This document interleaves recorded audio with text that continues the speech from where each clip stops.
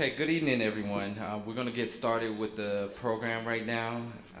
Know we're running just a little bit behind, but again, I want to introduce myself. My name is Anthony Drummond. I'm with Borough President Eric Adams' office. Want to welcome you all here this evening for a very important topic that's facing the city, and particularly here in Brooklyn. And that is, of course, dealing with the housing lottery and the housing lottery process. So we have a great panel as well as information resources that are outside the auditorium here. And also of note, the borough president is going to stop by and give a few words to you guys. So, but I don't want to hold up the program in the evening as you guys are here to hear the panelists and also get information. So probably midway when the borough president does arrive, may just stop so he can come and at least bring some welcomes to you and then proceed on with the program. So I just want to introduce our panelists who will come up to the stage here. So first one, and I introduce them one by one. So Stephanie Sosa from the Association of Neighborhood Housing and Development, ANHD. And Randall Torre from Rise Borough Community Partnership. And last but not least, Chemin from the Fifth Avenue Committee. If you can give them a round of applause and welcome them up. Thank you. So what we're going to do is each one will give a presentation to you guys. We'll do a presentation, all three, and then we do have mics set up, one over here and one over there. So after the presentation is done, we definitely welcome the audience participation and want to get as many questions and answers as possible. I also do want to announce as well, in addition to our three panelists, we do have HPD, who is also partnered with us, Housing Preservation and Development. They are outside, so when the Q&A portion of this program begins, we will have Alex and Shatar, who's representing HPD here, in case there are some questions from the audience here that are more technical on the HPD side. We will have someone, a couple of folks here that can be address your questions. All right, so without further ado, we'll definitely like to get started.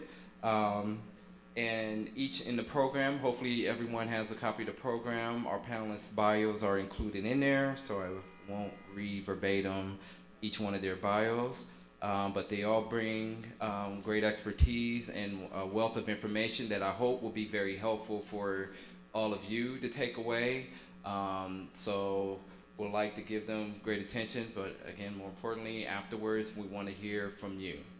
All right, so we'd like to kick this off and open it up and start off with Stephanie. Stephanie. Thanks. So the Association for Neighborhood and Housing Development, or ANHD, is a coalition of over 100 community-based nonprofits across the 5 boroughs who do affordable housing and economic development work. And our 2 panelists are actually our members. I also wanted to mention that our members have created over 125,000 units of affordable housing in the past 25 years. So I just wanted to start off by explaining what affordable housing is. You know, when we think about affordable housing, we think of different things. We think about public housing, we think about housing that is subsidized by the federal government, by the state, by the city. And when it comes to the housing lottery, and in the context of this conversation, we'll be talking about housing that gets funding from the New York City Department of Housing Preservation Development, or HPD, and or Housing Development Corporation, which is known as HDC. So affordable housing is housing that costs 30% or less of household income. is rent regulated, which means that any increases that are done are determined by the state on a yearly or bi-yearly basis, determined by the lease. And the rent is determined by the percentage of area median income, something that we call AMI. I'm going to explain that in detail because it's a really important part of when you're applying for housing, and it really does determine whether you qualify for housing or not. So what is AMI? So area median income is calculated by the federal government, and if you see the number here, it's very high. For 2018, the AMI for a household of 4 or a family of 4 is $104,300. That is not representative of the majority of us. We're not bringing in over $100,000, right? A family of 4. It is very unrealistic. And the reason why that number is so elevated is because of all of the people that have such high incomes that skew this number. And so the AMI is not just being calculated for the 5 boroughs, but it's also being calculated for outside of New York City. So it includes Rockland County, Westchester County, and Putnam County, I believe. I can't remember the last one. But this number is extremely high and isn't representative of all of us. And it doesn't really say anything. It's just a median income. So what the city does is that it takes this number to determine affordability, to determine rents based on, like I said, income and household size. So if they create categories for households. So these categories fall within extremely low income, very low income, moderate income, and middle income. And based on your household size, you will fall within a category. So if you look at this chart, and this is from HPD, the income for a one-person household in the yellow bracket up top is much lower than the income bracket for someone who's extremely low income but has a household of 6. And so what the city is doing is taking into account your household size and your total income. And when you're applying for affordable housing, I say worry less about the household category that you fall under, but it's extremely, extremely important when you're choosing what building you're going to apply for to have an understanding and to know what your income is, what your total household income is, and of course, what your household size is, so that when you're looking online or when you're connecting with someone over 311 to determine what you qualify for, you can pick the right buildings and you can apply for buildings that fall within your category.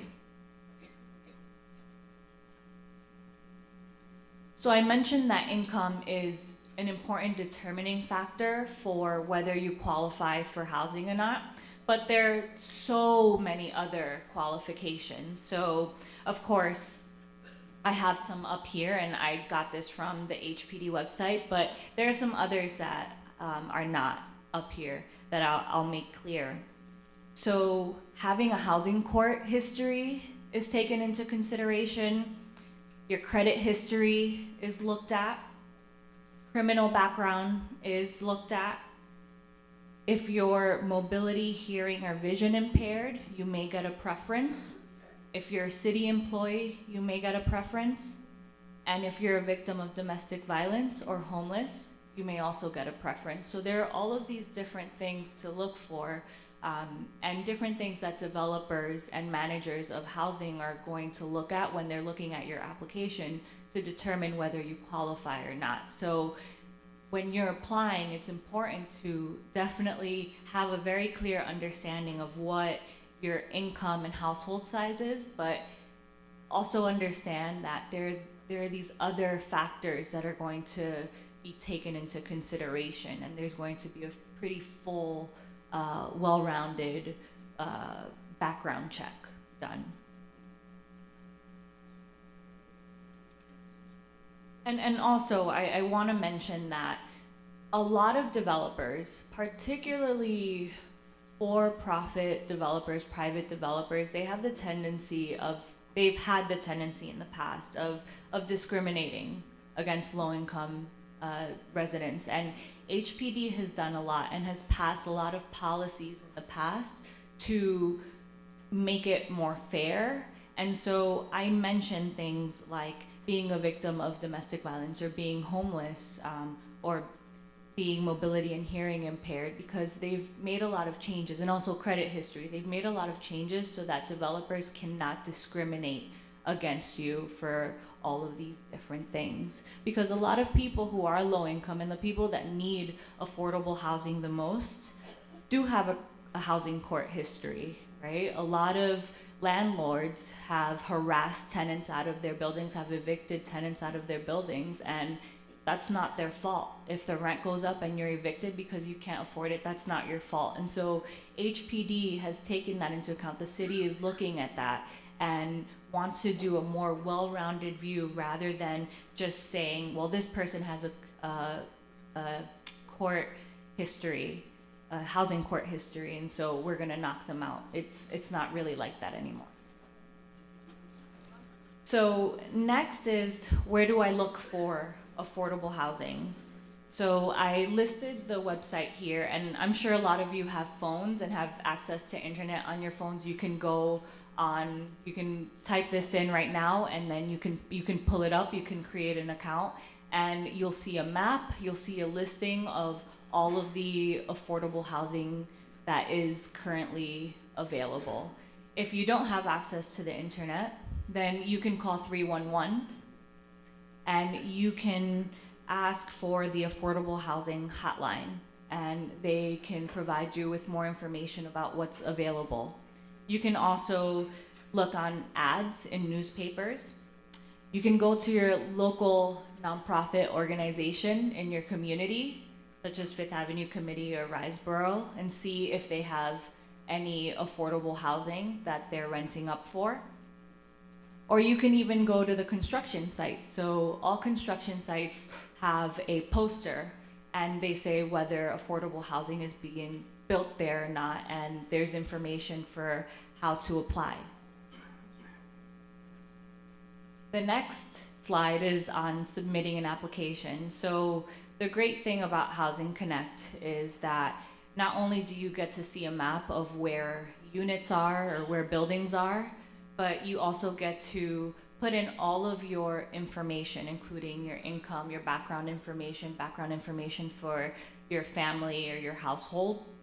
And once you look at all of the buildings and you determine, I qualify for this building because they're looking for, let's say, a household of 3 people who make between $0 and $30,000 a year. I qualify for this. I'm gonna hit submit. You can submit your application, and then you can submit as many applications as you want, 1 per building.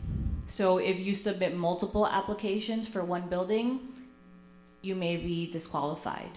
And so you only apply once for 1 building, as long as you qualify. And so that's why I will constantly repeat it. Make sure that you have a very clear understanding of what your income is for your household size, because that's what's going to determine whether you qualify or not.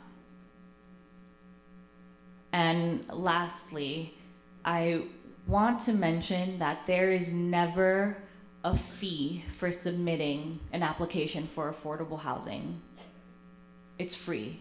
You can do it online or you can do it by mail. You should never pay to submit an application. It is completely free and everyone should have access to it.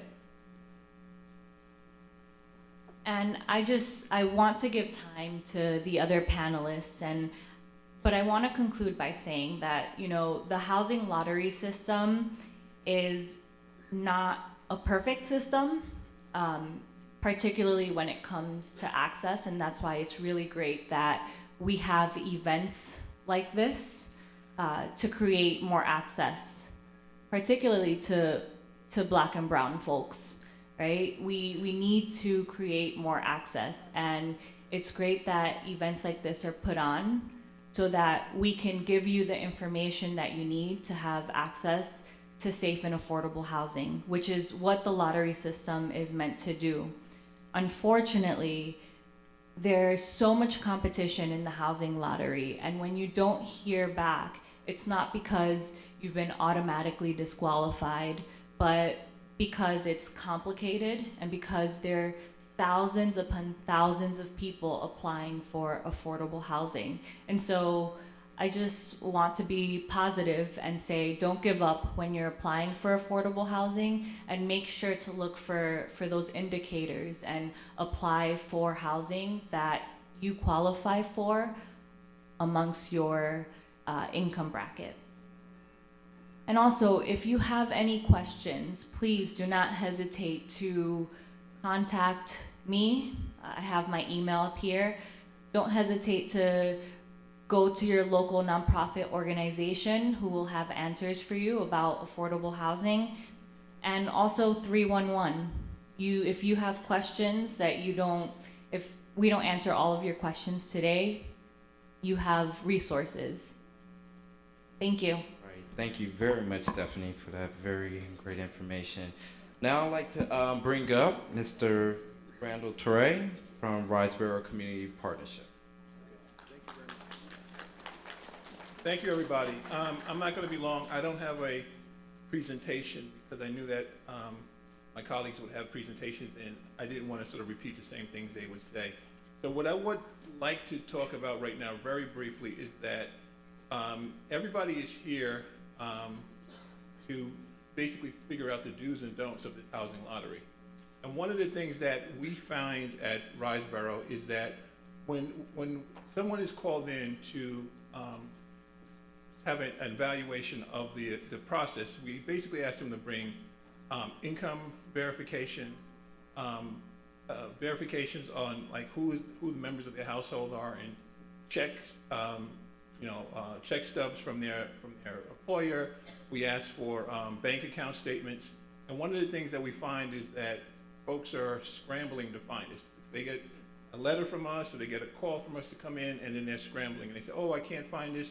My employer is doing this." What I would recommend is that everybody in here, starting today, get a one of those envelopes, those big envelope folders, and basically start filling those folders up with check stubs, with income statements, Social Security statements, and all of those type of things you're going to need for your income verification, so that when you're interviewed for for housing, you basically have it ready. You don't have to go looking for it, because what happens is that there is a large number of people who are seeking this housing. And if you're called in, if you're one of the fortunate individuals to be called in, have all your information ready, because what's going to happen is that if you're not ready, they're going to go to the next person. And that's what happens a lot of times. And it's not that, anyone's uncaring or anyone doesn't, really want you to get housing. It's that there's so many people that if you can't get your stuff, and you're often given an opportunity to bring the information back. But I've seen so often that people just are scrambling to get it. And so now, when you're sitting here now and you're preparing for this lottery and preparing to apply for the houses, Ms. Sosa basically gave you the Housing Connect line. You start putting your applications in. And now when you're doing that, you start saying, okay, what do I need? I'm going to need, pay stubs. I'm going to need all these different things. And you can go to your employer now. It's the end of the year. Start going to your employer now and say, can I get all pay stubs? So if you're not currently working, you can start getting Social Security statements. Get that information you need. Get proof that your children are in school. A lot of people don't know that they need that proof that their children are in school, particularly at the college level. But even from high school, you can go to high schools and get information. But it's important that you are proactive in this process. A lot of people just are sort of sit back and wait, and I think being proactive is where you can help us provide you with affordable housing. Because one of the things that Rise Borough, Fifth Avenue Committee, we're nonprofit organizations. We're not for-profit developers. So our goal is to provide 100% affordable housing. Okay, 100% affordable housing. And our goal also is to make sure that everybody we deal with gets into affordable housing. So one of the things we have to do is you have to work with us. And I have to say, vast majority of people work with us, vast majority of people are wonderful, but it's just the situation where we have to keep calling and calling and calling to get this information is where it becomes difficult. And then we unfortunately have to move on to the next person, and somebody may lose an opportunity for affordable housing. So with that being said, I'm going to let Ms. Chemin, thank you, Chemin. I'm going to let Chemin come up from Fifth Avenue Committee, do her presentation, and I'm more than willing to take any questions from the group. Thank you.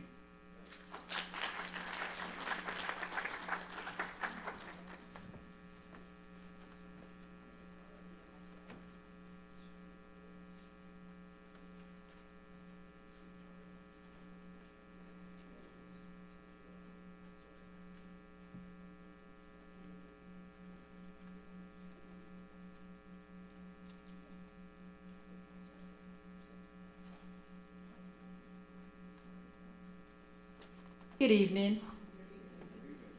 My name is Chemin and I am the Community Development Manager with Fifth Avenue Committee. And basically what that means is I oversee the unit that screens and advocate your applications. So I'm guessing I'm the one that's gonna get the most questions tonight.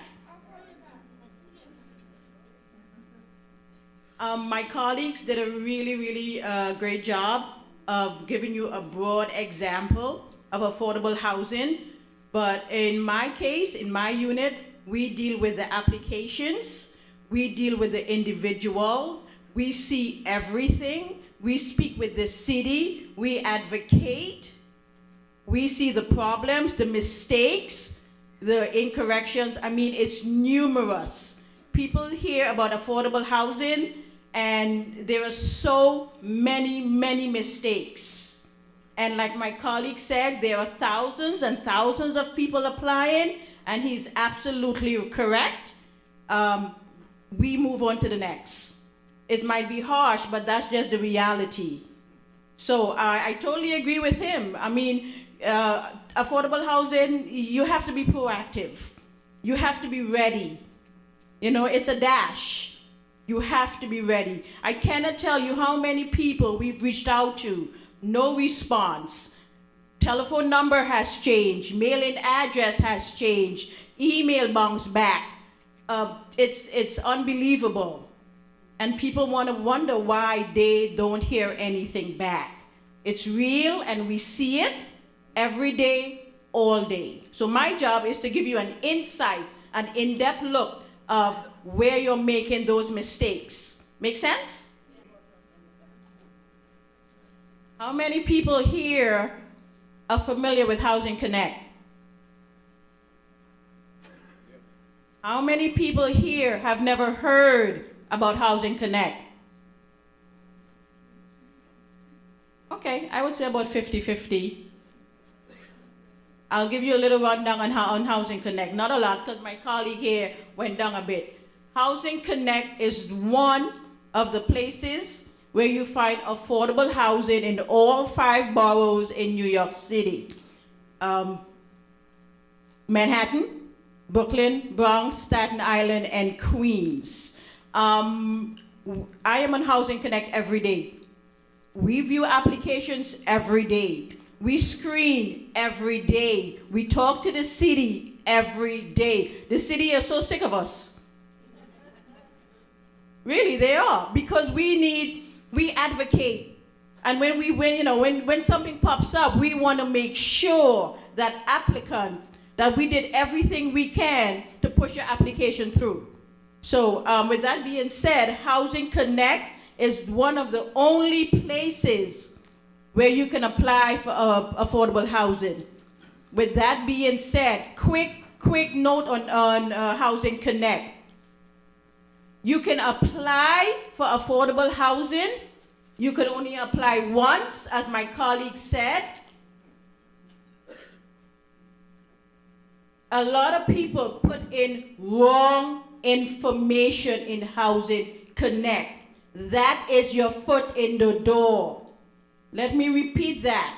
Housing Connect, your Housing Connect application is your foot in the door. That's where you put your name, your household, your income, your address, your phone number. Everything about you goes into there. That's when we get it, when a lottery is closed. If something is off, we cannot find you. We cannot contact you. If you put a 2 for a 3, we're calling somebody else.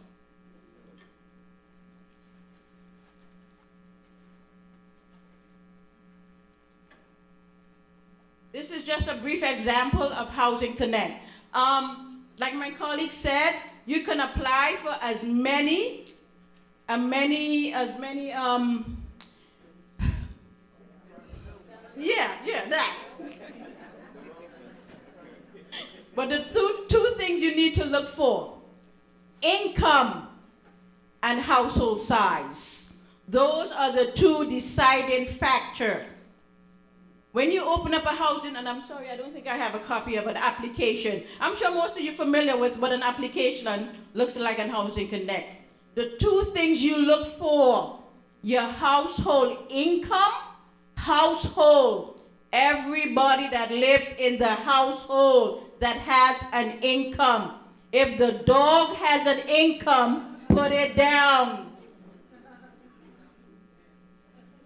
Income. It's coming in. Big difference. Household size. Everyone that lives in the household that's going to live with you when you get called in. If you're married and you get called in and you get divorced, we need to see proof of that.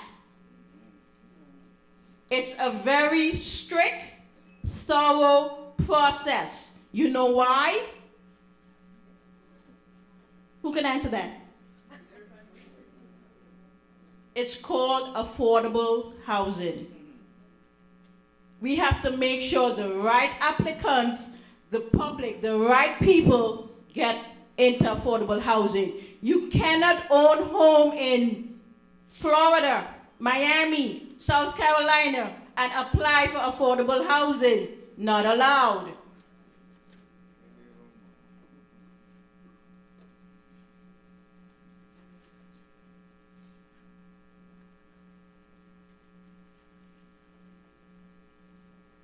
One of the questions I get all the time when I do information sessions is, how come I don't hear anything back?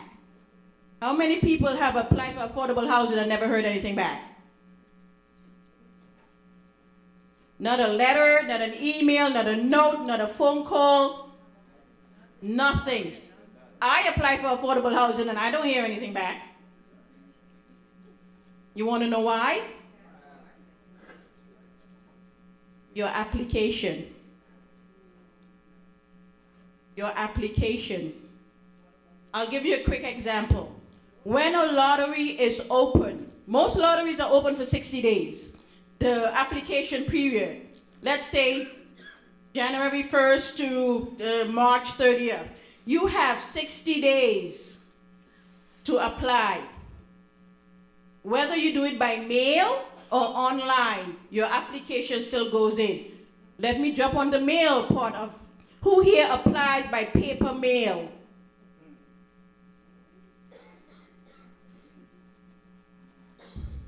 Paper mail. That's a big, big misunderstanding. Your paper application to the P.O. box you see on the application, when it goes to that P.O. box, if your application is incorrect, if it missed the date, if the application date is June 30th, and you mail it June 30th, and it is stamped June 30th, you are in. If it is stamped June 31st, you are out. Couldn't put that any clearer, could I? These are some of the reasons you don't hear back. The mail. I send in, every lottery I do, I put my application in a red envelope. No, you're laughing. And I'll tell you why. A red envelope. When we get that paper application back, I want to see if that red envelope comes back to me. I've done it 5 times. It came back once.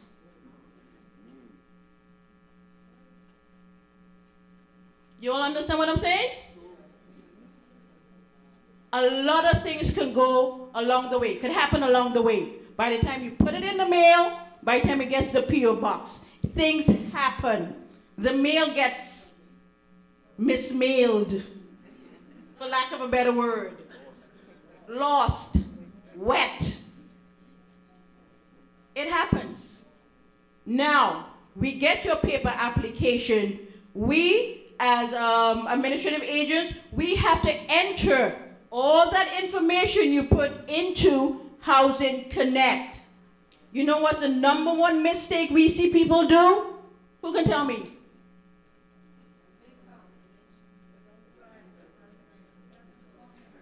Handwriting. If we can't read it, we can't enter it. These little things make a big difference. If you were born 1903 and we put in 1983, yeah, it changes your household composition. It changes your application for that development. Makes a difference. Everyone understand so far?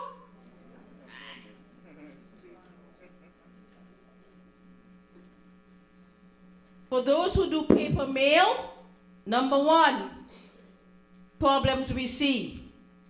It says on the application, no FedEx. What do we get? It says on the application, no certified mail. What do we get? You know what happens to that? No, not garbage. Disqualified. We can't say garbage. Disqualified. Now, let me do a quick example. You have a household of 4. Mom, dad, son, daughter. They all want to apply for affordable housing. Mom and dad want to get rid of the kids. They want to go on their own. It happens.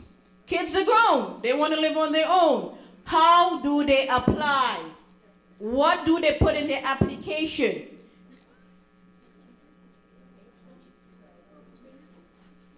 Example. You have one address, 4 people.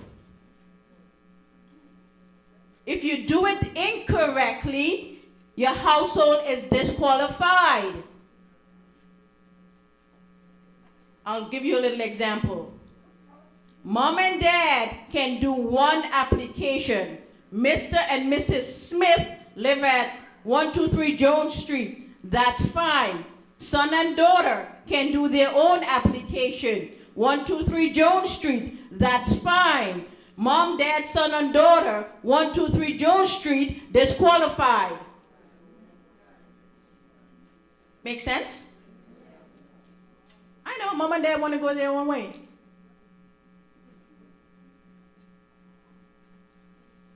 The number one misconception about the affordable housing lottery is how people are selected. I've heard so many things. I've heard under the table. No, these are things I've heard. I've heard someone came to the office and said, I heard somebody got $200 under the table to get an affordable apartment. I said, send that person to me. HPD, Housing Preservation Department, oversees New York City affordable housing. They are very, very strict with compliance. I know, I deal with them every day. Very strict. There is no under the table. There is no friend next door. There is no I know your mama, granddaddy, uncle. There is rules, regulations, and protocol, and everyone must follow.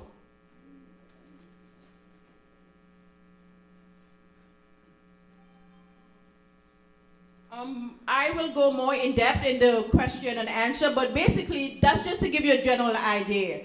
We oversee the lottery, we screen, we pre-screen, we advocate, we tell you your mistakes, we answer your questions. But the number one person here to get you affordable housing is you. You have to advocate, you have to absolutely be proactive. My colleague was correct. I cannot tell you how many people we reach out to that's not ready. Tell your employers. We have to verify your employment. Why is it taking 10 days to get that back? Guess what? Next person in line. Let your employers know. Let your landlord know. Get your bank statement. Get your pay stubs. If you're paying alimony, child support, get everything together. People say how long it takes. It's up to you. The faster you're in, the faster you get in. Thanks, everyone. All right, thank you, Charmaine. So let's give our panelists one more round of applause for that great information that was presented.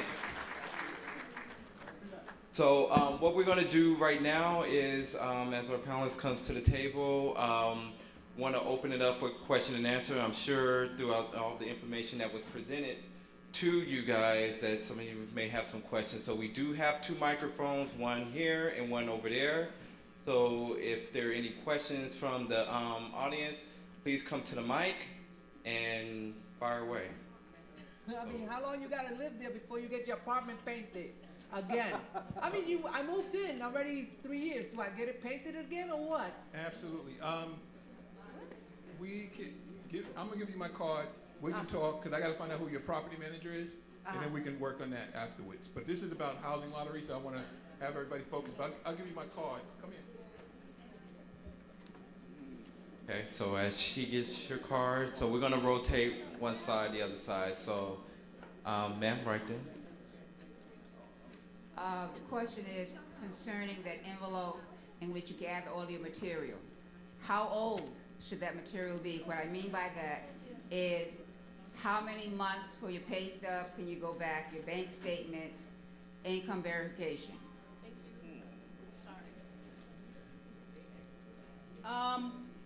It varies for self-employed and W-2s. Usually, bank statement we ask, or the lottery asks, is this one?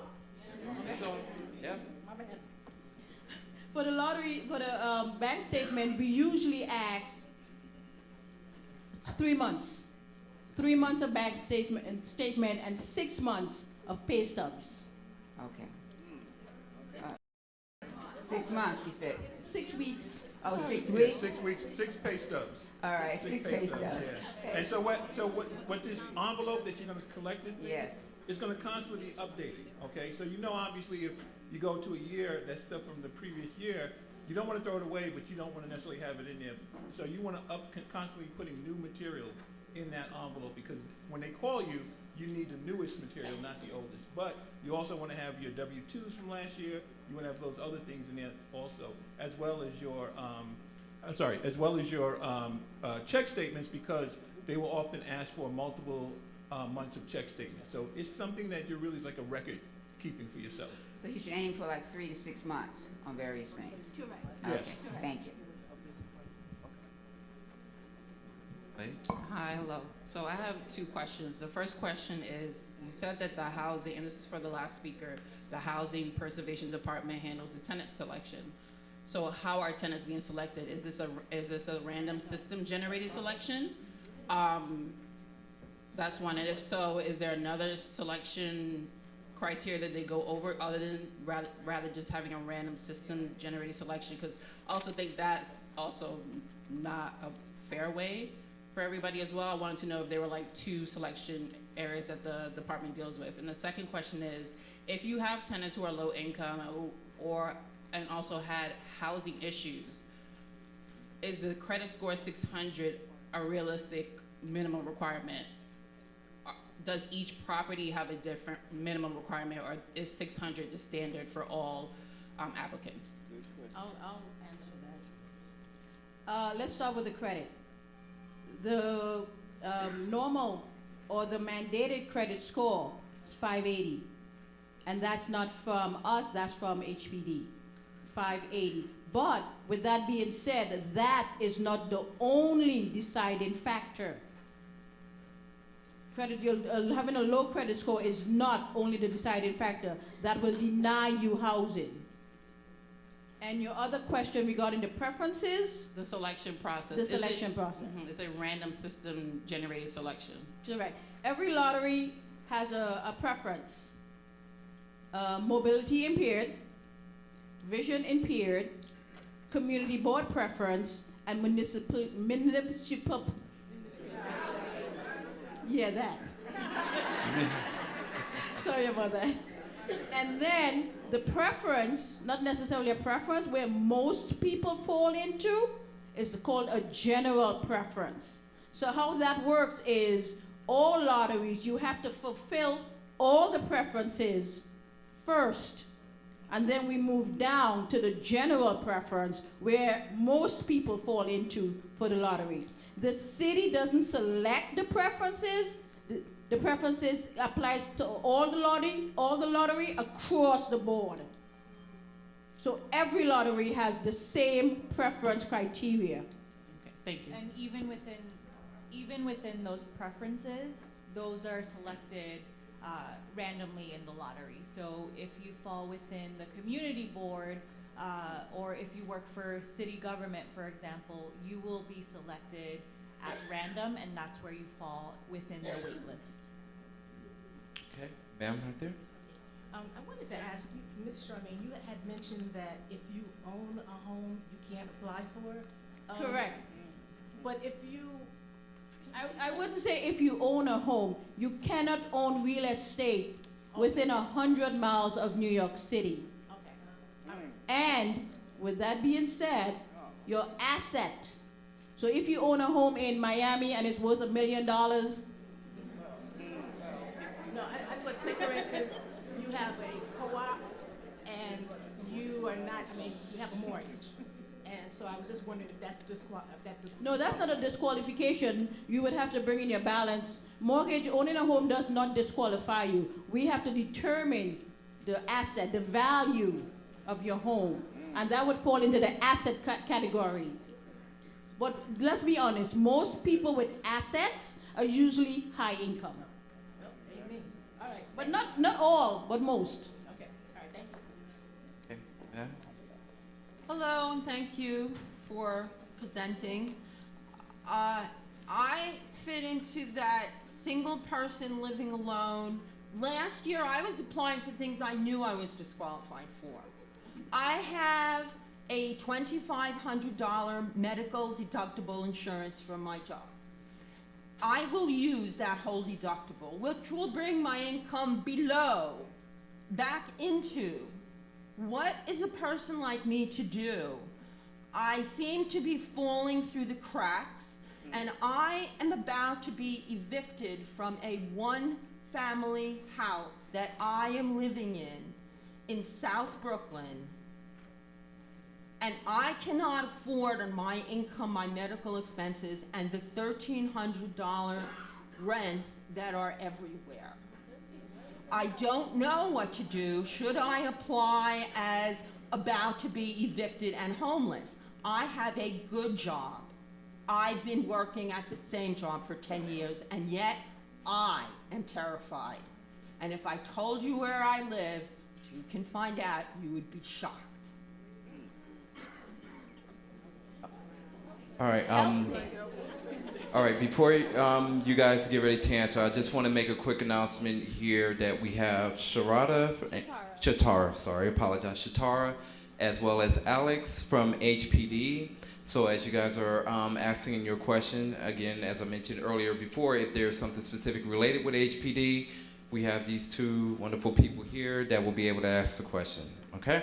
So to your question, Yeah.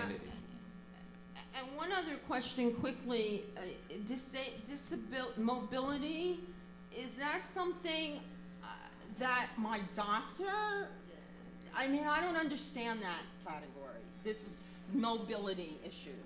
Mobility impaired. That's one of the preference on the lotteries, and you cannot come in and say you have a back pain, your leg hurt, and tell us you're disabled. We need proof. We need proof. We need, You need proof from doctors? That's fine. Most Certified people with back problems have that proof. Yeah, well, once you can provide proof that you are 100% or actually disabled, you do fall into that preference. Even if you're not getting disability or anything like that. Well, you have to. Well, wouldn't you be getting an income?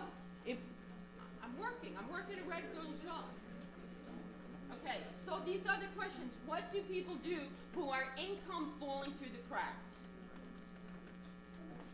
Good evening. I first want to address your mobility disability question. If you identify as mobility disabled, all you have to do is fill out our disability form, and your doctor will determine that you're mobility disabled. Okay.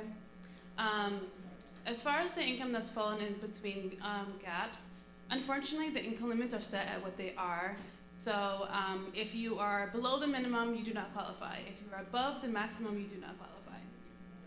Each project has different income ranges, so I suggest that you go on our website on a weekly basis and apply to the projects you believe you qualify for. Thank you. Yes, good evening. You mentioned mom and dad at 123 Jones Street and their son and daughter filling out different applications for the same household. If mom and dad are doing it, do they still have to include son and daughter's income when they disclose the income for the household? is the son and daughter going with them? No, the son and daughter are doing a separate application. The just for application themselves. is only for who is applying for the development. If it's only mom and dad, it's only mom and dad's income. And same thing for son and daughter. It's Correct. just son. Thank you. Correct. Hi, good evening. I have two questions. Actually, I have two problems. I was selected in two lotteries. One for Ashland. Hi, I was selected in two lotteries. One for 280 Ashland. I went there in June. I didn't hear back from them until I went to the Fifth Avenue Committee. I went there in July for an interview. I didn't hear back from them until September. I went back in September. Now I'm waiting. I don't know how long is the process. With that said, I was sort of selected for the 38-6, whatever that is in Dean Street, Pacific. They said that they contacted me. I emailed them right away. I never heard anything. I never seen anything. Then they come back and they said, disregard every email that you have received. I emailed them back and I said, this is my income. I fall in the category of the guideline. They sent me back the median income. I would not have applied for something that I know I do not qualify. So, like, I emailed them back in September or October, September 12th, I think it was. And I said, I'm still awaiting. I haven't heard anything. They never gave me a lock number when they reached me, when they emailed me. And then when they saw that I emailed them back right away, then they gave me the last number in the Housing Connect. When I know I cannot be the last number, because one thing is that I check Housing Connect almost every day or every other day. When they first reached out to me, saying that they have reached me, that they tried to contact me 3 times. Nevertheless, they didn't send me an email. I look at my trash, I look at my spam, I look at my house everywhere for letters, for emails, nothing. Since September 12th, September 16th, whichever that was, I have all my papers, my pay stub. I haven't heard anything from 38-6. So I don't understand. And then with 280 Ashland, I'm still like, they told me that they were gonna send all my papers to HPD. That was in October. I'm still waiting, but Okay, like- let me address you on 280. You are correct. Fifth Avenue Committee is the marketing agent or the administrative agent for that lottery. So with that being said, see me after, and I will take your information and I will see what's going on with that. Regarding the other lottery, I cannot speak for another marketing agent or administrative agent.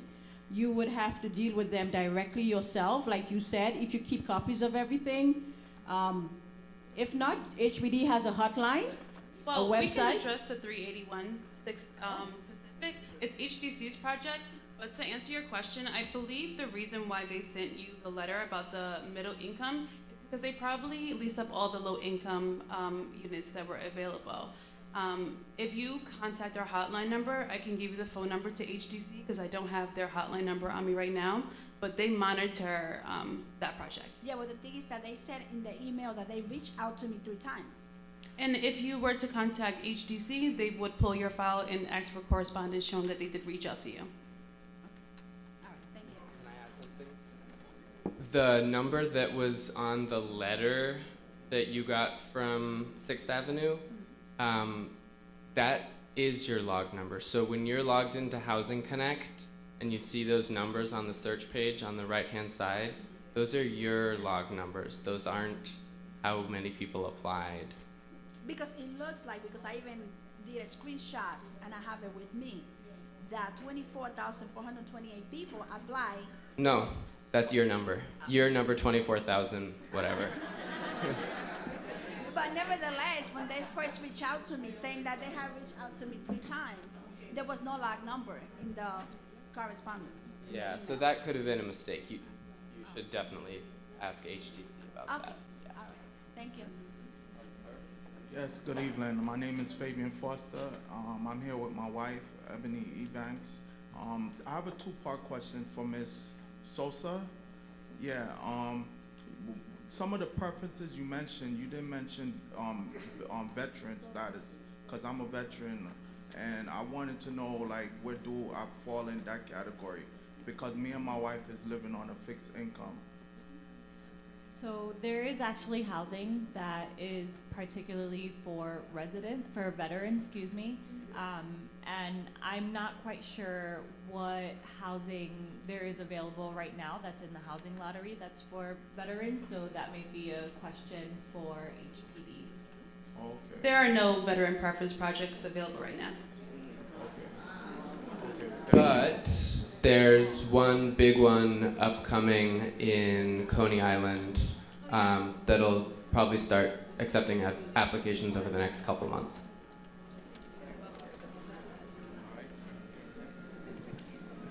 Good evening. Hello, my name is Angela Bell, and I have, I guess, 2 questions as well. The first question is, what do you use as proof if you're fully self-employed? And the second question is, can you be on 2 different applications? Like, can I have my own personal singular application as an individual? And can, let's say, my spouse have an application with me as well as the household member? And let's say we apply to different buildings. To answer your first question regarding what proof for self-employed, your tax returns. That's it? Your tax returns tells the whole story. Okay. For self-employed, that basically 1099 tax returns. And your second question was, can you be on 2 applications at the same time? I would say no. The system might pick you up as a duplicate, and you may be disqualified. Okay. So to clarify, for self-employment, you need your tax returns and you also need a CPA letter or a self-employment affidavit showing your gross income subtracting your expenses, which will be your projection for your business income for the next 12 months. You said a self-form affidavit? Yes, a self-employment affidavit. Okay. And as far as the multiple applications, you will be rejected. Oh, okay. All right, thank you. All right, just before we go to the next speaker here, if there is a Melvina Morgan in the audience, where are you? Okay, there's a child looking for you outside in the auditorium, so just want to let you know. Okay, all right. Ma'am? Okay, good evening. I recently received a letter from Housing Connect that got select. I'm in the process of getting selected for an apartment, but they told me my income wasn't high enough and I'd like to file an appeal. So could you explain the appeal process and anything that I would need? Hello. If you are sent an ineligibility letter or a rejection letter, you have 10 business days to appeal to the marketing agent. On that ineligibility letter and rejection letter, it will state to you how to appeal. You will need to submit documentation showing that you do qualify and a letter of explanation. So if you're rejected for income, you need to submit pay stubs showing that why you believe you do qualify. Or if you're self-employed, you need to submit your taxes or a self-employment affidavit showing why you do believe that you qualify. Or any other income like Social Security, any income that you believe will prove that you do meet the minimum income for that project. If you submit an appeal and it's rejected, you have 5 business days to make a complaint to HPD, and my staff will review the complaint and give you a decision on our behalf.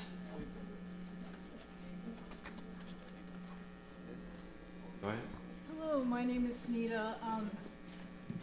Thank you guys so very, very much for answering our questions and having this forum. I personally live in the 11206 zip code, that's Bushwick, and developments are popping up literally outside my window, and I feel like I hear the song from the Jeffersons, like, moving on up and I want a piece of the pie. So, facts, just keeping it real, right? I get really sad it's a luxury building, and you indicated that there were signs, when they opened up this luxury building, they said, oh, affordable housing, but they never say how to get some of that affordable housing. So I want to know, if I endured the torture of living outside this construction zone for 3 years, which people are already moving in, it's probably too late for that particular building. But if people live close to a development and endure the noise, pollution for years, would they be entitled to attain such affordable housing? Sorry, guys. To answer your question. No. Yeah. To answer your question, most projects have 50% community-wide preference, which means that you live in the area. So you get 50% preference. Some projects do not have that preference. So you would have to check the website, the Housing Connect website, and look at the advertisement and determine if it has the 50% preference for community-wide. Thank you. My next question is, what percentage of these buildings is actually low income? What do you mean by low income? Because we kind of have our own definition. Yeah, I personally fall on like a really low bracket. So I'm just wondering, how many units are designated to accommodate all the different income levels? Like, how does that work? So each project is different. Some developers choose to target the 60% AMI, which is the low income. Very seldom do we go below the 60% AMI, but there are some that are 40%, or you don't have to meet the minimum income, but it really depends on the project. So there's no specific number to which projects or how many units are designated to the very low. Okay. And I'm going to add to that, there's some projects that's only for senior housing. So it's all up to the developers to designate the AMIs for the units or for the building. 60% usually is what we see, very few, 40%, 30%, very, very few. Can I make a suggestion? If you see, like for instance, in Bushwick or other neighborhoods, you see development going on, and there's really no information. I know they say look on the fence, and sometimes there's no information. call your local community board, because they have the information on all of the development that's going on in your community. And if you give them the location, they can tell you who is doing the development and what developer it is or what agency is funding it. They have a lot of information, and so find out. Also, they can tell you if there's a community board preference or not, because normally they are involved in the conversation. All right, thank you so very much. Hi. For those who are currently in a lease, when's a good time to apply? Like, if it's 6 months out, can you apply, get it, and then it'll be held for you? Like, what's the My suggestion to you is to apply to any development that you qualify for. There's no time frame, and it's very difficult, I believe, for applicants because once you're selected, you only have a small amount of time to accept the unit and move in. So that makes it difficult for you to get out of your lease, but you shouldn't create a time for you to apply to the affordable housing lotteries. You should apply as soon as you believe that you qualify for any of the projects on the website. All right, thank you. And I'll add one quick thing. It can be a pain to break a lease and to move, but once you're in an affordable unit, you can have it, in most cases, forever. It's a rent-stabilized lease, so it's worth it to make that switch. Thank you. Sir? Good evening, everyone. I am a house owner, but I'm on behalf of my two daughters. Okay, both girls, my young ladies, work at Homeland Security. One is in JFK, one is in LaGuardia. I have one on the gas bill, the other one on the light bill. Is that a problem for these young ladies? They're ready to move out, and for some reason they're having problems because their name keep coming up on the property sometimes. It's a lot of problems. What could they do? So, I'm trying to understand your question a little bit. It sounds like you're saying that their name is coming up on the property as if they are on the deed? Yes. Then they would not qualify. If you have them on the deed, they do not qualify for New York City affordable housing. Right. You might want to check your deed and determine that. Excuse me, but they're not on the deed. Did they co-sign? No. When we bought the house, the deceased mother passed away, right? I brought them up, they finished college, they started work. I'm the only one, but yet they're having all these problems. So how is the name keep showing up and they're not on the deed? What's going on? Do I have to get an attorney, or what do I have to do? I mean, you can choose to do what you believe would help you, Yeah, but that should not be an issue if they're not on the deed. No. If that is the case, then they should appeal and get more information. I see, because they've been trying and so far, and I really want to go on their own, which I would love them to do, go on their own. I'm on their behalf pleading for them some kind of help. All right? So what is your answer to me now?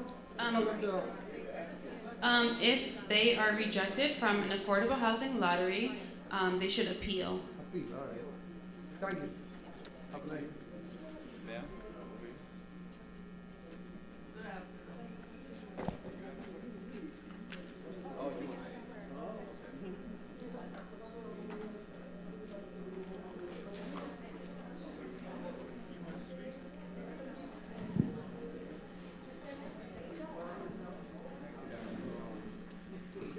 Oh, excuse me. Should I take the lady's name off of the bill? The girl's name? Take the name off. Good That's evening. right. Thank you. Thank you. I hope I'll be able to continue to carry on. Now, I'm a senior citizen, and I live in a senior complex. Sir. Thank you. My first problem with them, and I see the name listed here, is my letter came on the 21st. No, my letter was stamped on the 21st, and I showed it to a certain office. I got it on the 25th, which is the Monday, and he called and rushed over there, and that's how I got the apartment. And my nightmare started. My grandson came, spent the day with me, fell down, breathing through his nose. The director called BCW. Then 2 days after that, when she called BCW and EMS came, And they came in. My home attendant put her out because she told her, "What are you doing here with a child in your hand?" And aide said, "Get out." Now 2 days after, she called the agency that the aide works for and tell them, "Don't send her, she's going to call the cops to put her out." This was done. My lease has an apartment on it, apartment number on it. I'm paying for that apartment, but I don't live in it. I'm waiting to be transferred out of there over a year now. Where I am, this is my bedroom, and that's the garbage container. And over there is the chute where the garbage come down. The health department came, and they told them that I have to move. They got to, getting out of there. They haven't done so. And when I went in that apartment, I was in this condition. Who do I sue?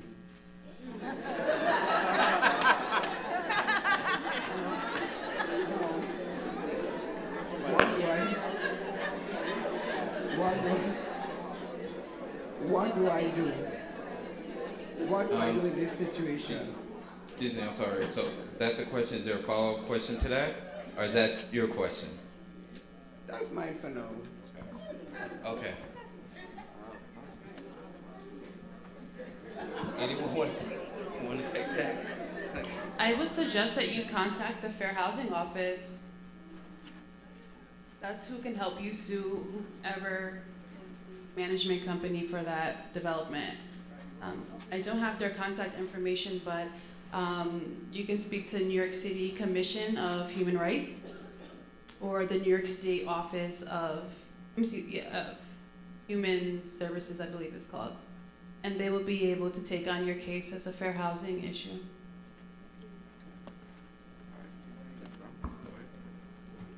Good evening. Good evening. I'm Ms. Brown Joanne. My question is, who decides on these here housing lotteries? That's one. And then, what do y'all call low income development that y'all building? Okay, because there's a lot of people do not understand about low income, and that's one person is myself. Because to me, low income, that means like 7, 8, 9, maybe 1,000. Not a $500,000 for a little kitchenette, either like a little closet or what have you. Then also too, who is going to be making sure that this stuff is going to be done the right way, and then not someone being picked over or slide to the back because they want someone else to be put there in that apartment? Okay, so to answer your first question about who picks the lotteries? Okay, watch it. Okay, who decides on the lottery? Okay, so say like, wait a minute. If I'm gonna go fill out that application, right? And then I put it in. Then you send me back a piece of paper telling me that, okay, I got the apartment. But then I'll say 3 or 4 days later, you send it back to me telling me, oh, well, we made a mistake. Okay, so I'm just saying, who really go through the paperwork and who doesn't? So now let me give you another example. My daughter filled out a form. She went to an interview. Once they saw that she was black, I'm being honest with you right now. They saw her, first thing they said was that, oh, you don't qualify. And I said, excuse me? But then the girl got a good job though. But I'm just asking those questions because I'm quite sure other people need to know too. Because I sure enough do. Okay, so the process goes, the marketing agents are the ones who contact applicants on, well, let me go back. When you apply to the affordable housing lotteries on New York City Housing Connect or the paper applications that we will have the marketing agent sent you, all of those applications go into the New York City Housing Connect system, and the log numbers are generated via computer. We don't see the log numbers until they're published. So that's the number that you'll see on Housing Connect, or if you call, and we'll give you your log number if you did the paper application. So that's how you get your log number. No one picks your log number for you, it's generated by a computer. And then the marketing agent, for example, Fifth Avenue Committee or Rice Borough, they will contact the applicants, probably by set aside in preference order first, depending on the project, which normally is mobility first, hearing and visual, community board, municipal employees, and then general New York City residents who do not have any preferences. So those are the people that are contacted in the lottery process. Okay, hold on 1 second. Okay, Fifth Avenue Committee, right, watch this, excuse me. So now, Fifth Avenue Committee, right? Now, y'all do the picking the lottery too as well? So that now, bitch, y'all have a lot of development that's going up already. So now, those apartments are already taken? I'm asking a question. I'm trying to answer. Let me see if I understand your question. Your question to me is, do we have a lottery presently going on? Right. Yes. Okay, now, I'm gonna say this now. How do, women, how did Fifth Avenue, do Fifth Avenue Committee has like a lot of developments that's already going on right now? We are marketing agents for affordable housing, which means we market the affordable units for for-profit developers, as well as we have our own lottery going on as well. Okay, now, okay, watch this, now how do they go by signing up for your program then? Because I'm just saying to you, people of color, listen to me, people of color can be filling out your forms, and then at the same time, they might not be qualified because they're not making the amount of money. All lotteries across the board, whether it be Fifth Avenue Committee or what other development, all lotteries are held within the same standards, the same compliance, the same protocol. There is no picking anyone. I hope you're right. Absolutely. I would like to. All I can tell you is I hope you're right. I would like I don't to see that, reiterate though. on that. So when Fifth Avenue Committee or any other marketing agent is going through their lottery logbook, which is a list of all the applicants, they submit to us their biweekly logbooks on a biweekly basis. And my project managers manage and to make sure that no one is being skipped. They will ask questions if they believe that someone was skipped. If you have an issue where you go into an appointment for eligibility and you feel like you were discriminated against without any reason being rejected, you can contact our office. We'll request a full file and give you a determination. Well, see, I don't have that problem. I'm just making sure that everybody's has, we had that problem, right? That the question was asked. Okay, that's on the people that's not here. Thank you very much. Okay, thank you, Ms. Brown. Now, before we wrap, just want to know if anybody else has questions, because we're going to wrap up here in about 10 minutes. But before we do, I just want to let everyone know that outside in the back at our the Borough President's table, we do have housing lottery applications on the table there. So if you have any information or you would like to pick up any information relating to the housing lottery process, we do have that information courtesy from our Constituent Assistance Center on the back table. So with that, I will now switch over here and we'll wrap up from here. Good evening, everyone. I have a couple questions. The first one is just that sometimes when you fit into the income guideline range, however, I'm a city employer, and at times I do get overtime. Not all the time, I do get overtime. So if I have an income verification letter stating my annual salary, however, at times you have my my last 6 consecutive pay stubs, how is it calculated then, and does that disqualify you if it's showing, if you're calculating some of my overtime within, within the income? So there are 3 ways that we calculate income. We will look at your last year's taxes. If you're over income on your last year's taxes and you currently work for that job, you do not qualify. Okay. If you come into the appointment and you have your 6 pay stubs or 4, and your overtime puts you over income, you do not qualify. If the marketing agent sends an employment verification to your employer, and your employer states what your income is and it puts you over income, you are over income. We always take the higher. Oh, okay.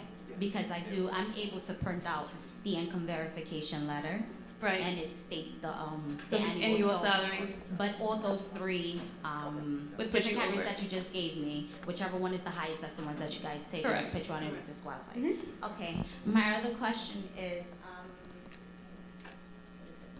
at times when you once you apply and you have your log number, how long is it usually does it take for them to contact you?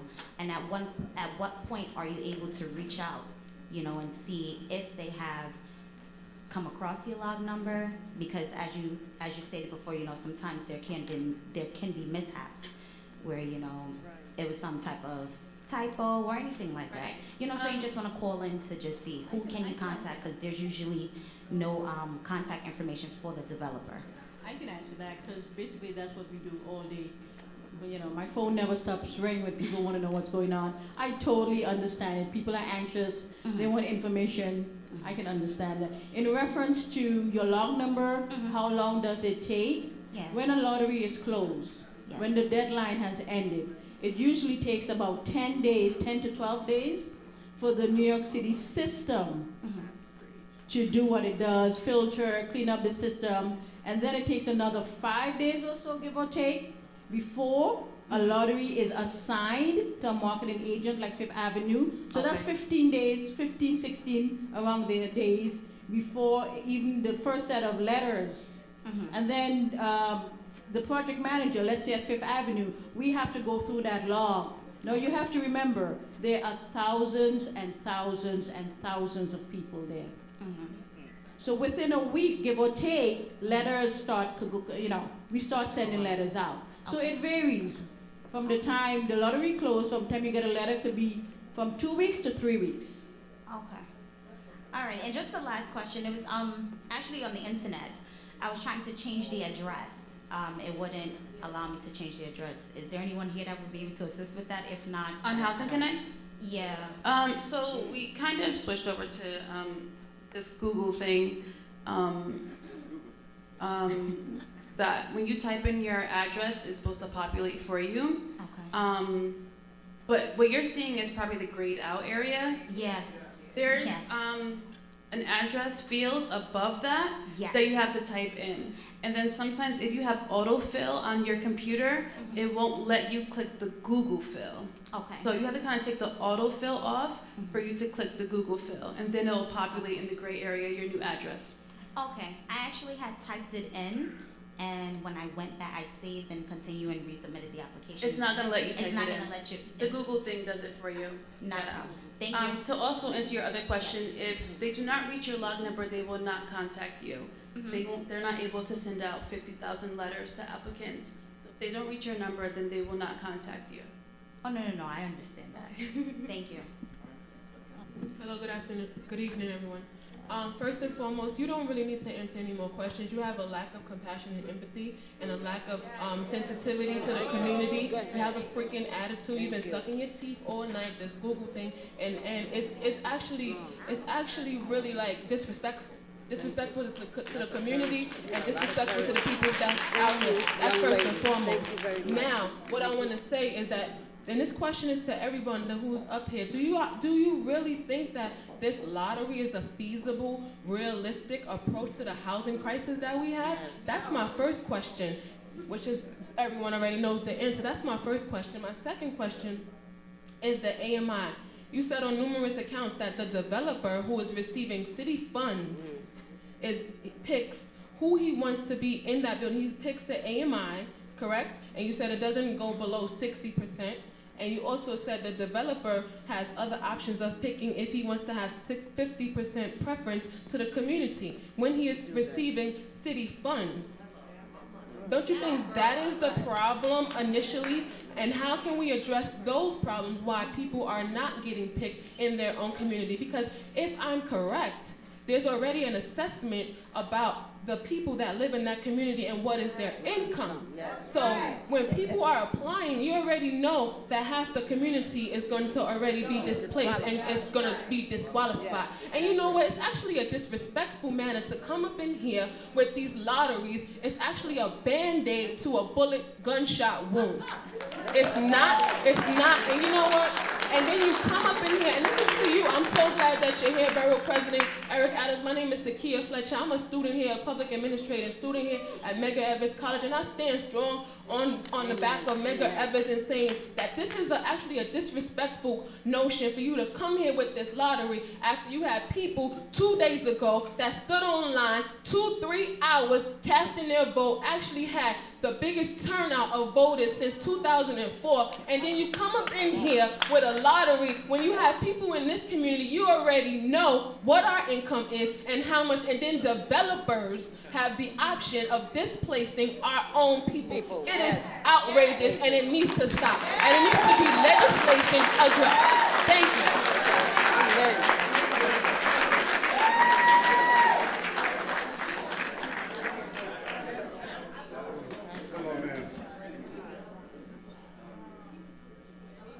We're not talking about our people.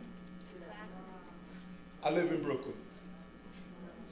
When I moved to 425 Prospect Place, and how dangerous it was, the seniors and elders walked the street with me to protect the community. We had a meeting the first day I moved there with 200 people that were in the meeting after someone had a homicide on the corner of Grand and Prospect.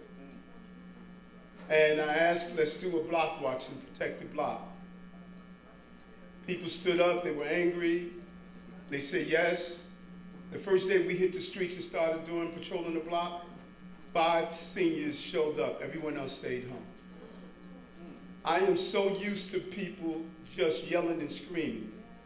What I'm not used to people is staying with the consistency.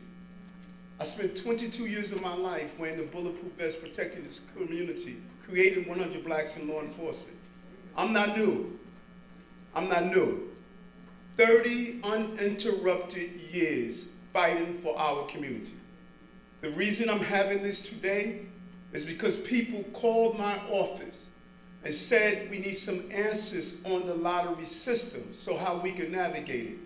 I didn't create this. You asked me to do this, and I'm responsive to you. I'm one of the few elected officials in this country who you see when you ask to see me. I'm here to represent you. Don't allow your anger over the process that other folks created to attack the people who have stood with you and strong with you all these years. I'm trying to get the answers that you asked me to get and bring these officials here. I stood out yesterday in that rain to talk about people standing 2 hours to vote. I stood out yesterday down at Albee Square Mall after a man committed a homicide and shot someone. I show up all the time. All the time. And I know some of you probably just got in college. Some of you just finally realized that it's time to fight. I got that. But some of us have been here, and will continue to be here. Continue to be here. This is a frustrating cycle. Trust me, I know it. The #1 complaint I get in Borough Hall is from people trying to find housing. #1. So I know how angry we are. We all are. But we have to be united together around this. It's a combination of those who can legislate, negotiate, and agitate. That is how we're going to get this done. That's why I did this. I was asked to do this, and that's why we're here. Throwing stones is not a plan. I want a plan to move us forward.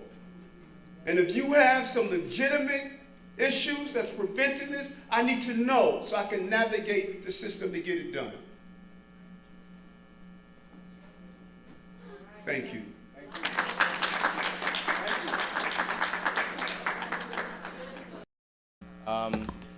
So we're going to continue with the questions. So I just want to let everyone know that we will be wrapping this up very soon. So the folks that are in line right now currently will be the final go-round for the questions.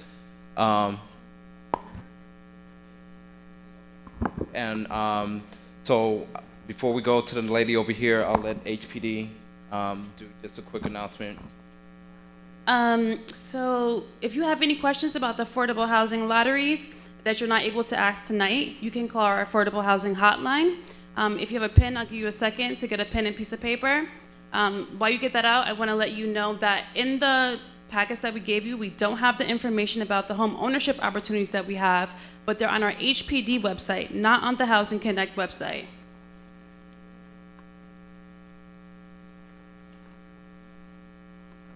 Okay, so the phone number to the hotline is 212-863-7990. 212-863-7990. You will speak to an actual person and they'll be able to help you. And if they can't help you, they'll try to direct you to another unit or another agency that could help you. Sorry, the home ownership opportunities are on the HPD website under owner. And that's where you can find our home ownership opportunities. Thank you very much. All right, ma'am. So hi, my name is Laura. So I'm not sure if you guys deal with Mitchell Lama, but I'm gonna ask the question anyway. So what happened is I had applied for a co-op years ago. And when I say years, I mean maybe 18. What happened with that is they showed me an apartment which was not broom swept, which is one of the criteria when you're seeing an apartment, and I didn't take it. Then they showed me an apartment that I did want. And then I got, okay, well, we'll call you back, but they never did. And then I got a letter stating that I turned down 3 apartments, which I didn't. So then I've been speaking with the manager and speaking with the manager and speaking with the manager until they told me that I had to fill out another application. This is an 18-year-old application. So I said to her, will it still have the 18-year-old status if I fill out another application? And she said, if we find your old application. And I'm feeling as though I'm giving a runaround. And this is not just with this application, because I filled out a lot of applications back in the day. So that's with a development on Division Avenue also, which the lady told me that it has to be 13 years old, and I'm sure it's way past 13 years old. And then I had got an application with you guys at Fifth Avenue, which y'all was a little nicer, but I got the application, then I filled it out and I sent it back, and then you said I wasn't qualified, and I was like, but you already gave me a log number. So I'm a little confused as to what happened with Fifth Avenue, but you did respond. The thing with Mitchell Lama is I'm a little confused as to what's going on, and I feel like it's some gentrification going on because it's Ryerson. Okay, sister, so do this for me. Can you, Kathleen, Kathleen, let me navigate and find out what's going on with your original Oh, application. I would love that. Okay, so just give Kathleen your information and let me navigate and find out what's going on, because you should not have gone through that process. So let me find out. Your goal, you shouldn't have to navigate the complexity of this. That is what our office is for. Okay. So let me navigate it and find out exactly what's going on and give you some specificity, okay? What is your first name? Laura. Okay, give it to Kathleen and I'll call you tomorrow, okay? Thank you so much. Okay. Yeah. And also, let me just add to, in addition to what the borough president mentioned, I do co-chair the Mitchell Lama Task Force for Brooklyn here, and we do have a meeting coming up for those who are in Mitchell Lamas next Wednesday at Borough Hall at 10 a.m. So if you have any questions there, I encourage you to attend as well. We have a very strong Mitchell Lama task force with Mitchell Lama owners are there. So if you are Mitchell Lama, you should come and be a part of that task force. Sister? Yes, good afternoon. I thank you for being out here tonight and for your credible... I don't think they could hear you. I thank you for coming out tonight and for your impressive resume. And it's wonderful that you're here and you make yourself readily accessible. But there are things happening in the community. I myself have been affiliated with the address that I live at now for 66 years. And I have and can tell you, I've seen the changes. I've seen the improvements in the neighborhood because of the changes in the gentrification. My question is this: for someone as myself, who is a long residing resident in the community, as I watch the persons that are now moving in, whose income levels highly exceed those of the persons as myself, who have been living there for the long period of time that they have. What is happening? How do we advocate? Who do we speak to so that some kind of situation is put in place that we don't get completely removed because the income levels get so high that what is considered affordable housing is determined by the average income of the current residents. So if you have the older people who have, like as myself, who have fixed incomes, whose incomes are not going up, but then you have the current population moving in making $100,000 a year, then the median income for the area goes straight up for those who, like myself, are never going to reach a situation like that. So let me answer that, sister, because we want to get everybody's response. I got you and I hear you. We don't control the area median income. However, what can be controlled, if someone's a private developer and they want to increase the height of what they are building, that's to go through the ULERP process, and it opens a conversation of saying, you want to build higher, you have to have a certain percentage of affordable units, not just only by the area median income. We could say 10% of the area median income, 20% of the area median income. So that allows us some control when someone wants to build higher on private land. If it's city land, we can say it's 100% affordable, and we can go through those income bands. And that is the fight. Now, the great thing is that finally the Senate, which has been under Republican controls for almost 70 years, finally is under Democratic control. So we should move to get the whole housing process should come downstate. Right now, our housing laws are controlled by northern senators, Republicans, who are trying to get rid of the affordable housing concept and all the things that have protected tenants for years. So we should start reaching out to all of our state senators, all of our assemblies, and tell them we want to return the housing process to New York City. But to answer your question specifically, we don't control the AMI, but you can build within the limits of the AMI, and that's what the fight should be. Okay? I understand that, but how do we kept abreast of supporting these actions? I know personally that at the time when these neighborhoods were redlined and people could not get mortgages, and on top of suffering and doing whatever they had to do to get a mortgage, they weren't being insured. And the city made legislation for insurance companies specifically mandating them to insure these properties, not at high levels and not at efficient situations, but they made insurance companies do that. So if they can make insurance companies do that, can they not make these developers do what you're saying that we need to do by writing and contacting people? Is there not anything that can be done? Yes, there is. Yes, there is. The best form of legislation, policy, and action come from people who are part of their elected office, either as an employee or volunteer. My best ideas have come from the volunteers who come to my office with a level of passion. I don't care if it's around health, I don't care if it's around housing. I don't know where you live exactly, but you should find out who your state senator is. There's probably the new state senator in this area who's getting ready to go to Albany. Be part of his team to draft those issues that you believe are important. This way you'll have a direct voice in what happens in the next legislative cycle in Albany. Let's hit the ground running starting January to deal with these important housing issues. Okay? So no, Queen. Okay, Queen, no, Queen, no. I got other people behind you. Let's respect our neighbors. If we say, no, Queen, I heard you. Speak to my staff. We got to respect people behind us. I'm sorry, ma'am. Good afternoon. Good afternoon. I just wanted to know, do all housing lotteries disqualify full-time students, even if they qualify for the development based on their working salary? You want to answer that? No. The only projects that full-time students do not qualify for are low-income housing tax credit projects. when you go on our New York City Housing Connect website and you click on our advertisements, if you see that it says this building is being constructed through the Low Income Housing Tax Credit Program, in parentheses, LIHTC, LIHTC, then you would not be able to apply as a full-time student. But the other programs, you can apply.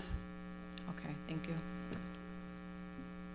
Yes, ma'am. Hi. How are you? I'm a little nervous. I'm That's not okay. real good with public speaking, but I'm going to make this quick so that everybody can be heard. Thank you. I want to say thank you very much to the Honorable Eric Adams for all of the work that Thank you're you, doing. Queen.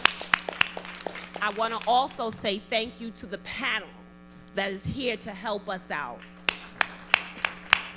I want to say this, that no one particular division has all of the answers.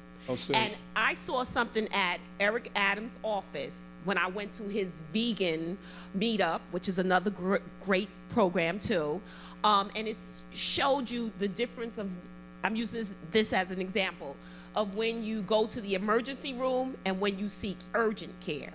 So what I'm saying by using that as an example is, this forum is to answer certain questions. And the only way to find out where to go to answer the other questions that don't pertain is to start asking the questions here.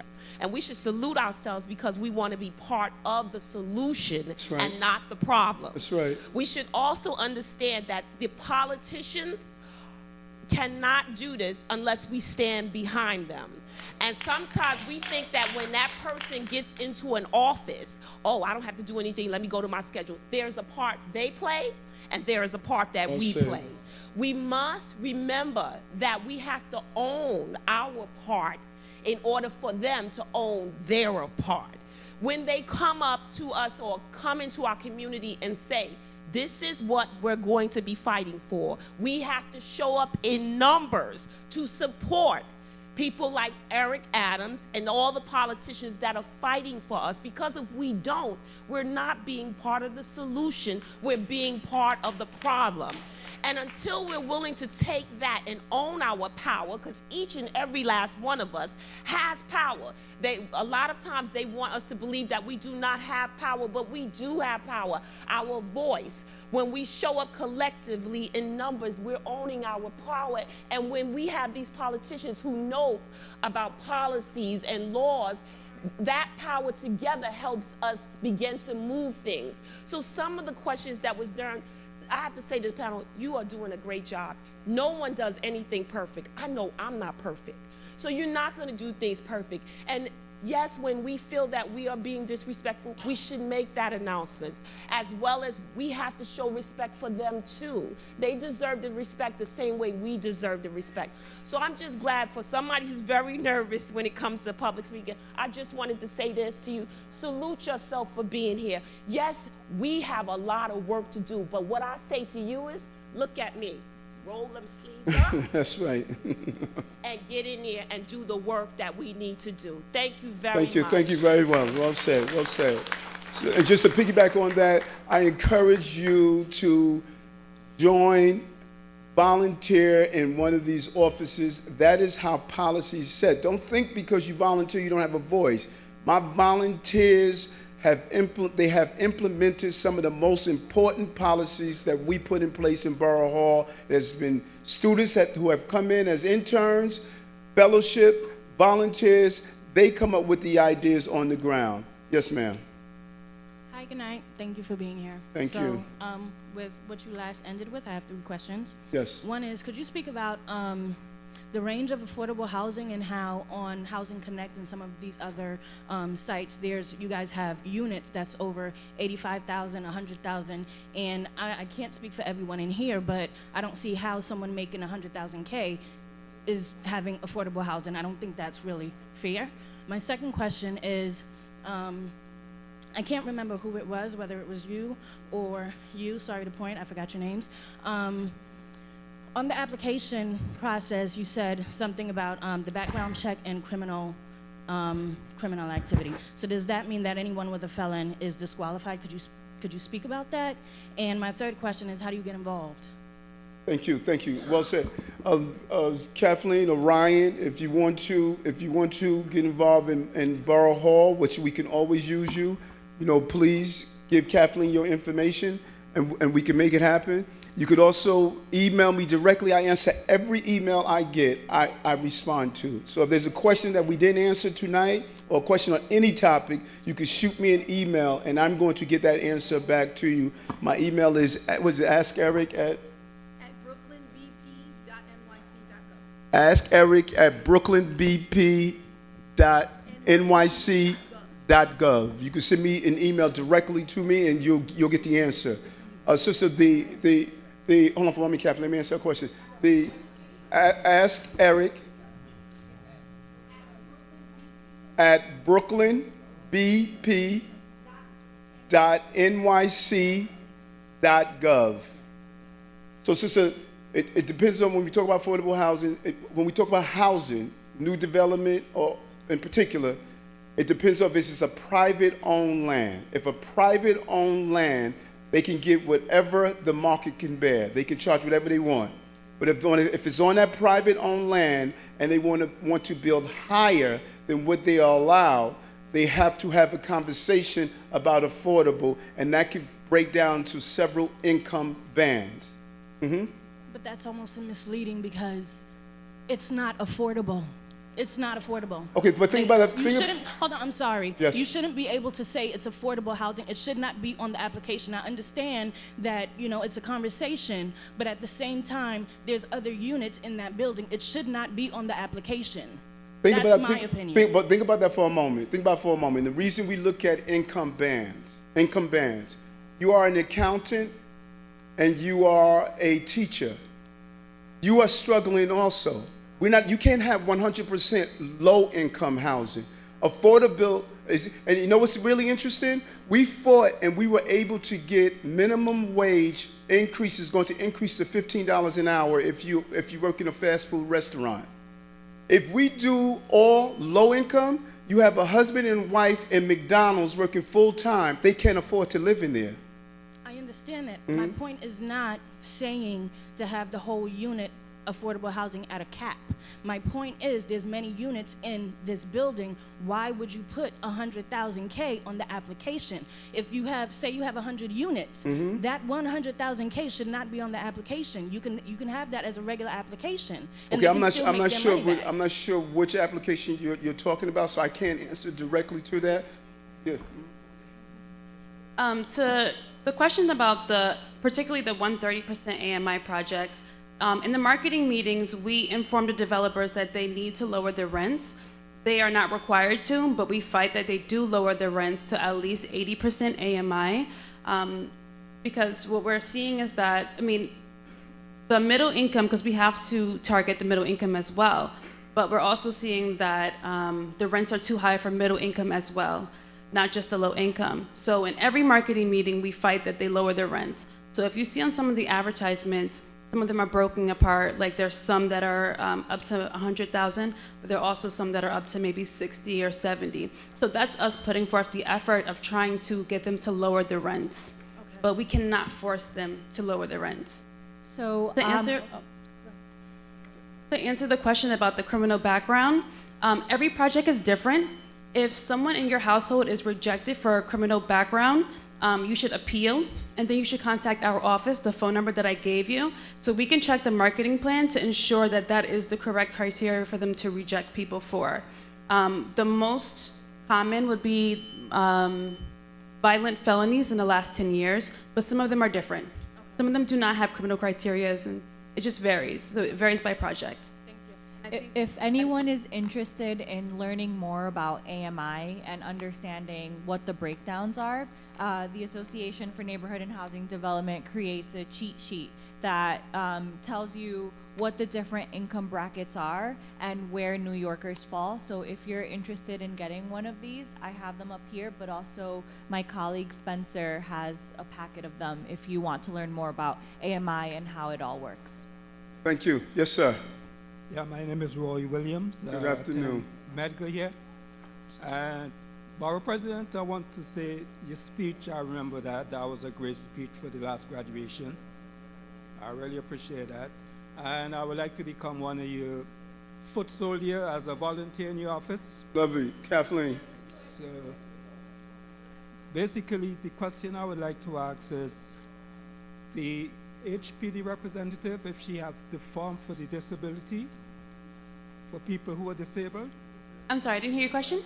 You said earlier that there's a form, right, that you have in relationship? Correct.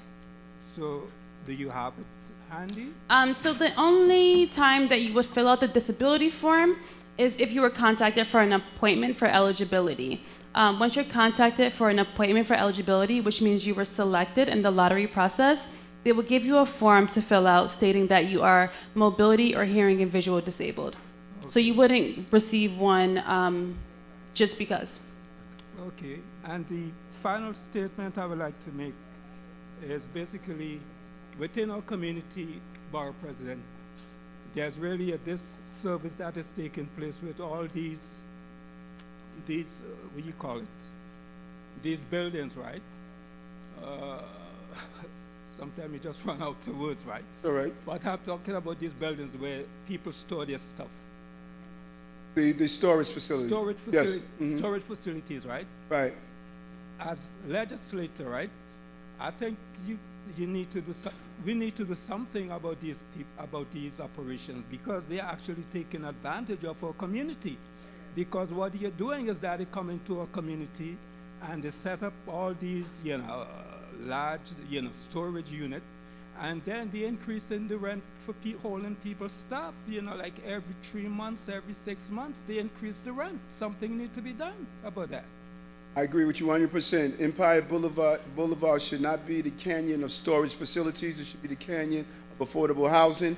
And, people need to have a real conversation. Too many folks, keeping it real, too many folks who have a home stand in the way of building new housing. And if we know folks need housing, then we have to really stop being in the way of building new housing. And I don't think we should be having these storage facilities when we could be building housing in those locations. So I'll share that with you. Let me get this young lady here so folks can wrap up. We don't like to keep people all day. Yes, ma'am. Yes, hi. Talking to the mic so everybody can hear you. Yes, hi. I want to thank HPD because housing lottery, and I was racially profiled. And HPD, I reached out, I did the appeals because the process is you're called in. I had a very low number. I was called in, and they were already denying me once they saw my color. They wouldn't even shake my hand. And they were denying me based upon income. My income was within the limit. My credit was within the limit. Everything was done correctly, and they said I had to appeal. And I appealed to them, and they still denied me. And they sent the letter. I reached the letter. I got the letter within less than 24 hours. I don't know. You must have sent it out before I came there, because What's your name? Claudia. I remember you, Claudia. Yes. Yes. So, I overturned your appeal. They helped me because Yeah. what happened is they denied me, and I reached out to HPD, and HPD literally told them, give her, relook at it again, and they followed your suit.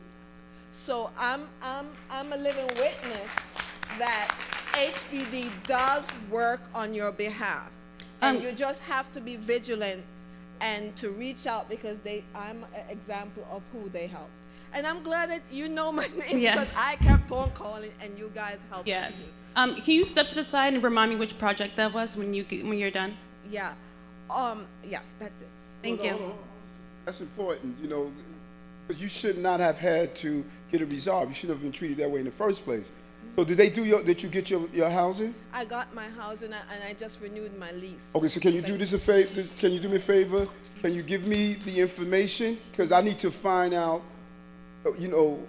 what happened that denied you in the first place when you should not have been denied. So I want to, you getting through because you were persistent. Yeah.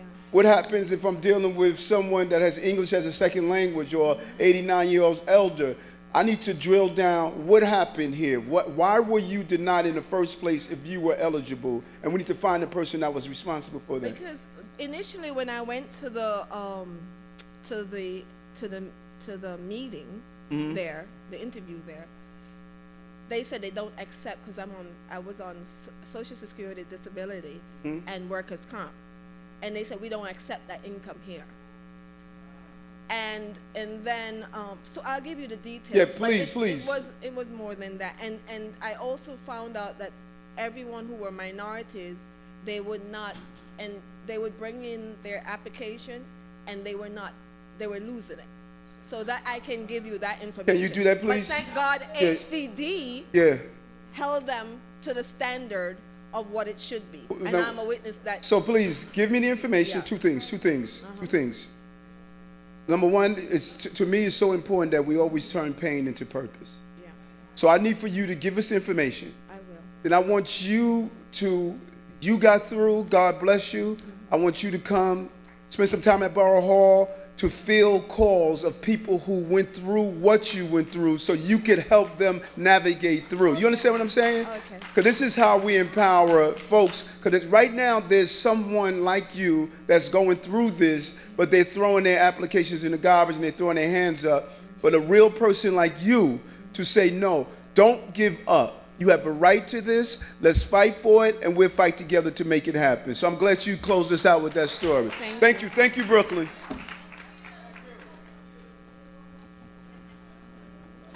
All right, everyone, I want to thank you all for coming up. Well, but we only have so much time here. We can do follow-up questions after, but we have to clear out.